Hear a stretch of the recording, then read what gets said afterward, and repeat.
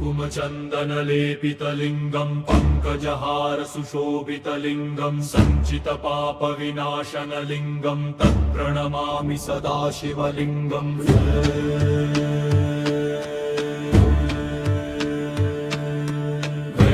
वेष्टितशोभितलिङ्गं दक्षसुयज्ञविनाशकलिङ्गं तत्प्रणमामि सदाशिवलिङ्गं तत्प्रणमामि सदाशिवलिङ्गम्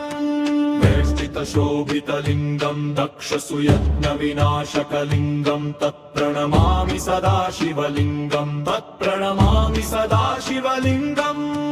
देवगणार्चितसेवितलिङ्गं भावैर्भक्तिभिरेव च लिङ्गं दिनकरकोटिप्रभाकरलिङ्गं तत्प्रणमामि सदाशिवलिङ्गम्